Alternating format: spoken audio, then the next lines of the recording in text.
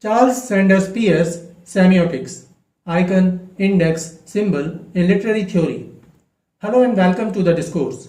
C.S. Peirce was an American scientist, mathematician, logician, and philosopher who is also known as the father of pragmatism. Charles Sanders Peirce and Ferdinand de Saussure are both foundational figures in semiotics, the study of science, but they developed distinct theories that complement and contrast with each other in significant ways.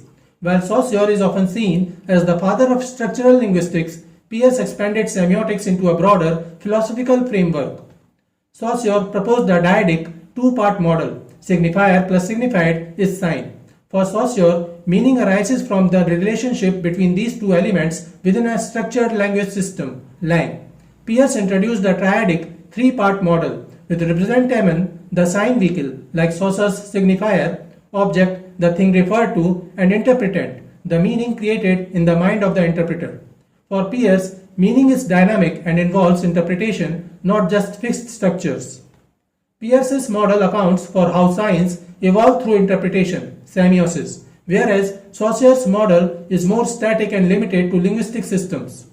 Saussure focused on synchronic analysis, studying language at a fixed point in time, and saw science as arbitrary. Example, the word dog has no natural link to the animal.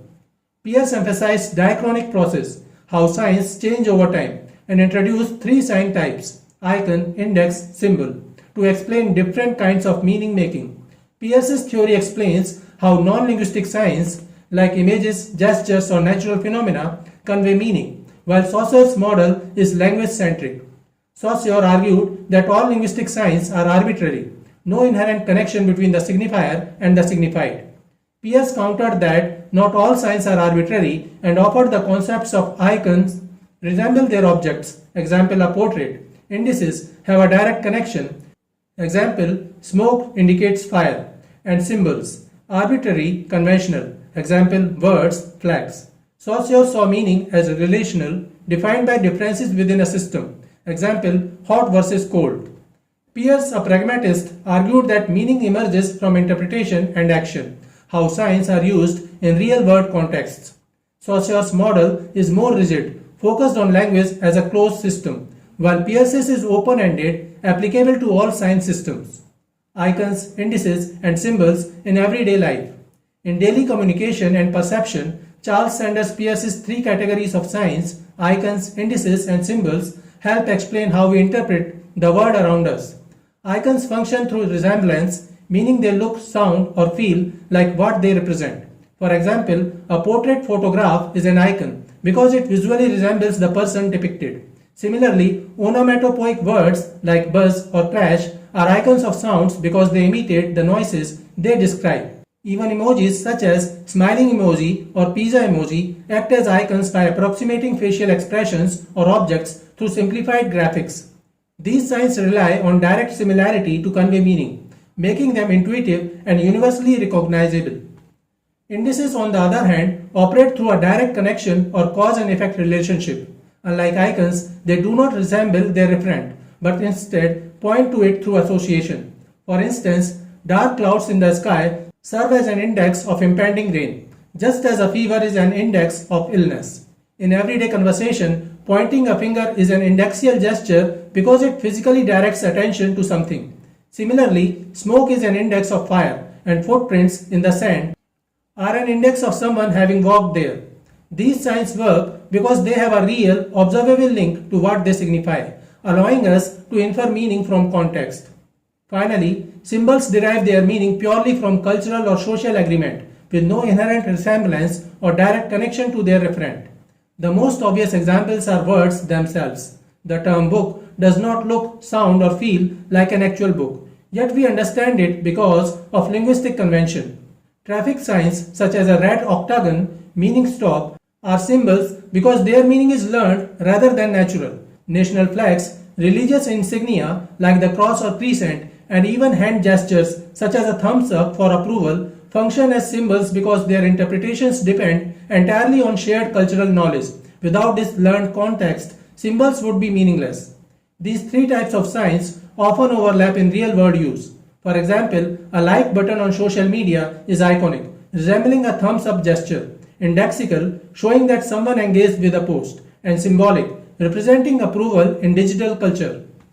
Recognizing these distinctions deepens our understanding of how meaning is constructed in language, media, and everyday interactions. Whether interpreting art, analyzing advertisements, or simply navigating social cues, Peirce's framework reveals the hidden mechanics of human communication. Icon, index, and symbol in literature. Peirce's semiotic framework, icon, index, and symbol, offers a powerful tool for analyzing language and literature. These three categories describe how signs relate to their objects, and their application in literary criticism can reveal deeper layers of meaning in text. An icon signifies through resemblance or similarity. In literature, iconic signs include onomatopoeia, example buzz, whisper, words that imitate sounds, descriptive imagery that visually or sensorially mirrors reality. Example, her hair was a golden river, and syntax or typography that mimics meaning. Example, broken sentences to convey fragmentation. For example, in James Joyce's Ulysses, the sentence structure often becomes chaotic and disjointed, iconically mirroring the protagonist's stream of consciousness. The lack of punctuation and erratic phrasing visually mimics the disordered nature of human thought, making the text itself an icon of mental process. An index signifies through a direct, casual, or contextual connection. In literature, indices include deictic words, example here, now, this, that point to time, space. Cause and effect descriptions, example, smoke means fire. And psychological or thematic cues, example, a character's trembling hands indexing fear. In Post, the telltale heart, the narrator's increasing heartbeat serves as an index of his guilt. The sound, though possibly imagined, points directly to his psychological unraveling, creating a tangible link between his internal state and the reader's perception of his madness. A symbol signifies through convention, agreement, or cultural code. In literature, symbols include archetypes, example, the rose as a symbol of love. Conventional metaphors, example, light symbolizing knowledge, and cultural or intertextual references, example, biblical allusions. In The Great Gatsby, the green light at the end of Daisy's dock functions as a complex symbol. Unlike an icon, it does not visually resemble hope. It operates through cultural and narrative convention, representing Gatsby's unreachable American dream, a meaning constructed by Fitzgerald's thematic reinforcement. Again, these three types can merge or overlap in the same passage.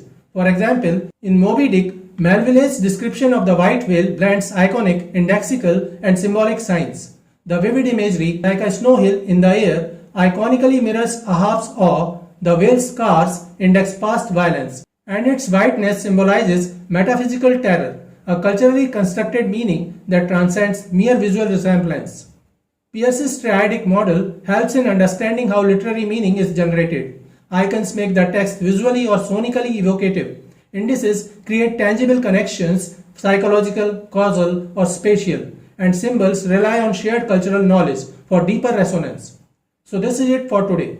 We will continue to discuss the history of literary theory and analysis. Please stay connected with the discourse. Thanks and regards.